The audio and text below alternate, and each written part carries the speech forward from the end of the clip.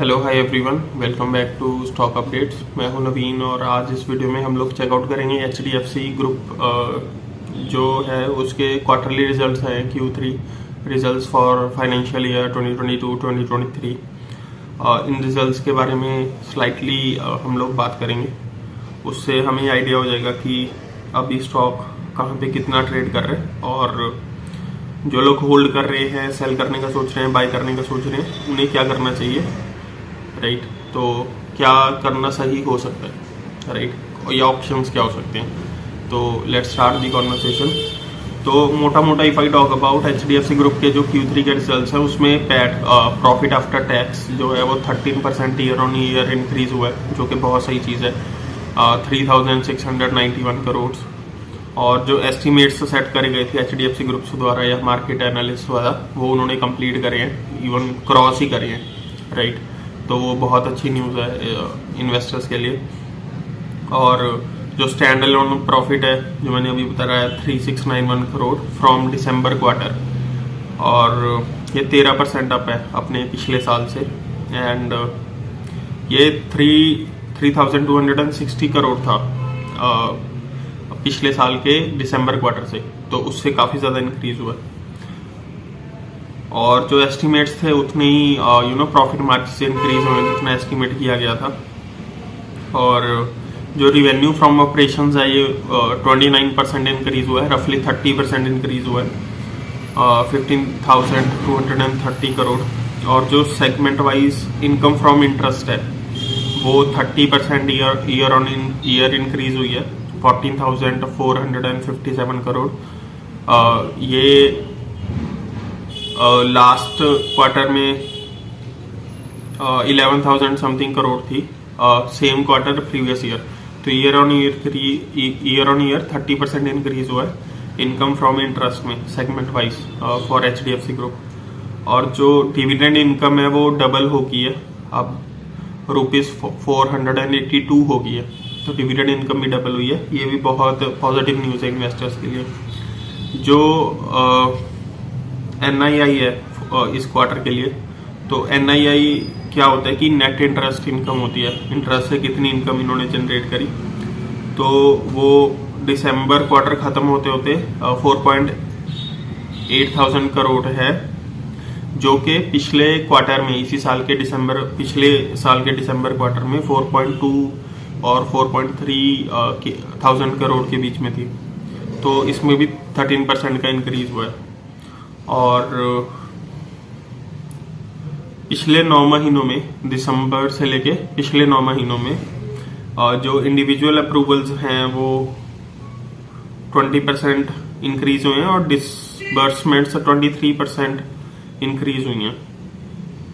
और जो HDFC group की मैनेजमेंट है उन्होंने बोला है कि होम लोन्स की जो डिमांड है वो अभी भी अच्छी है इंडिया मार्केट में, और जो होम लोन्स में ग्रोथ है वो आगे भी हमें देखने को मिलेगी, जो कि मिडिल क्लास यानी जो मिड इनकम सेगमेंट है और हाई एंड प्रॉपर्टीज है उन दोनों में, राइट। तो रेजिडेंशियल एज वेल एज जो हाई एंड रेजिडेंशियल प्रॉपर्टीज है उन दोनों में ग्रोथ देखने को मिलेगी, ये उन्होंने मैनेजमेंट ने बोला। और उन्होंने बोला कि इंडिविजुअल लोन्स जो हैं जो एक सिंगल पर्सन लेता है वो 82% ऑफ दी AUM है। AUM होता है एसेट अंडर मैनेजमेंट। तो अगर 100% AUM है HDFC का, तो उसमें से 82% तो इंडिविजुअल लोन्स हैं, और जो रिमेनिंग 80% है वो 82% इंडिविजुअल लोन्स हैं, और उनमें 18% इंक्रीज देखा गया, राइट।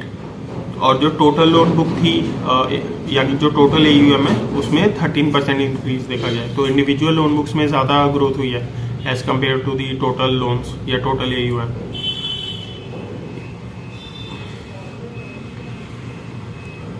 उसके बाद collection efficiency of individual loans 99% है। मतलब अगर एक पर्टिकुलर पर्सन जाके लोन ले रहा है HDFC से, तो उसमें से 99% एफिशिएंसी के बाद ये कलेक्ट कर लेते हैं विद इंटरेस्ट लोन उससे। तो उसमें काफ़ी अच्छे ऑपरेशन है इनके, 99% तो बहुत अच्छी है collection efficiency for individual loans. ये बहुत अच्छा फिगर है। ये रिसेंट क्वार्टर दिसंबर 2022 का फिगर है। और कंपनी ने एसेट क्वालिटी में भी काफ़ी अच्छी इंप्रूवमेंट करी है। जो नॉन परफॉर्मिंग लोन्स हैं इंडिविजुअल पोर्टफोलियो में वो 0.86% है, तो लेस देन 1% है। ये भी काफ़ी अच्छी न्यूज़ है और पहले से ये कम हुए हैं। और जो non performing gross non performing loans हैं नॉन इंडिविजुअल में वो 3.89% हैं। तो इंडिविजुअल में तो बहुत ही कम है, लेस देन 1 है। और नॉन इंडिविजुअल में जो नॉन परफॉर्मिंग एसेट्स हैं या एनपीएस हैं वो 3.89% है, करीब 4% से थोड़ा सा कम है। तो वो अभी भी थोड़ा हाई है, इसको और ज़्यादा रिड्यूस करा जाना चाहिए, बट पहले से कम हुआ है ये। तो कैपिटल एडिक्वेसी जो एचडीएफसी की है वो 23.7% है। टायर 1 कैपिटल एडिक्वेसी इसमें 23.2 है एंड टायर 2 की 0.5 है। तो 23.7 ओवरऑल भी एक अच्छा फिगर है। और एचडीएफसी का जो डिस्ट्रीब्यूशन नेटवर्क है उनकी 724 ब्रांचेस है, जिसमें से 213 ऑफिसेस तो एचडीएफसी की खुद की डिस्ट्रीब्यूशन कंपनी के हैं। और जो इंडिविजुअल लोन बुक का स्प्रेड है वो 1.91% है और जो नॉन इंडिविजुअल का है वो 3.69% है as per the latest December quarter.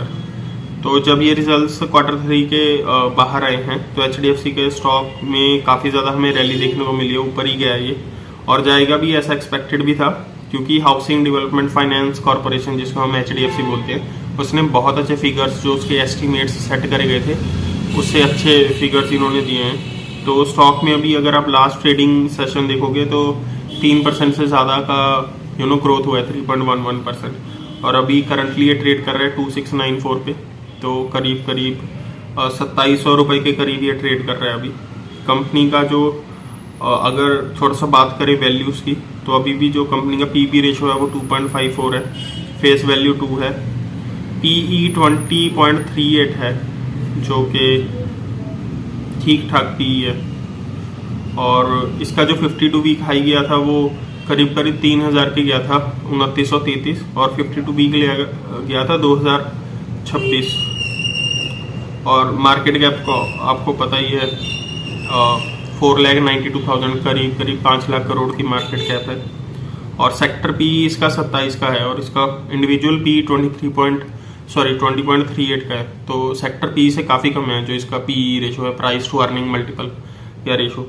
तो उस हिसाब से ये एक अच्छा बाय है और काफ़ी रिटेल इन्वेस्टर्स के पोर्टफोलियो में है ये। बाकी स्टॉक को लेके काफ़ी पॉजिटिविटी बनी हुई है। जो मल्टीपल एनालिस्ट हैं या रिसर्च फर्म्स हैं स्टॉक मार्केट में उन्होंने इस पर बाय की रेटिंग ही दी है, अपने उन्होंने टारगेट्स दिए हैं।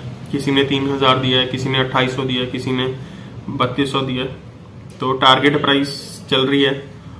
और शेर खान ने जैसे 3025 की दी है, आईसीआईसीआई डायरेक्ट ने 2840 की टारगेट प्राइस दी है, राइट। मोतीलाल ओसवाल ने 2900 की टारगेट प्राइस दी है। तो मैक्सिमम एनालिस्ट का इस पे बाय कॉल है। तो स्टॉक एक अच्छे पॉइंट पे दिख रहा है। इनफैक्ट जिन्होंने पहले से होल्ड करा होगा उन्होंने तो इससे भी कम वैल्यू पे से बाय करा होगा, तो उनके लिए तो बहुत सही चीज़ है, इसको होल्ड करो, उनके लिए तो इससे अच्छा कुछ है नहीं। बाकी जो नई पोजीशन बनाने के बारे में सोच रहे हैं तो अभी भी एक ठीक ठाक मौका है। बाकी अगर इसमें थोड़ा बहुत फॉल आता है मार्केट सेंटीमेंट की वजह से या नेगेटिविटी जो मार्केट में चल रही है तो वो एक अच्छी बाइंग अपॉर्चुनिटी होगी। और भी कंपनीज के हम क्वार्टरली रिजल्ट्स डिस्कस करेंगे। तो टिल देन प्लीज़ सब्सक्राइब और मिलते हैं नेक्स्ट वीडियो में। Take care, bye bye.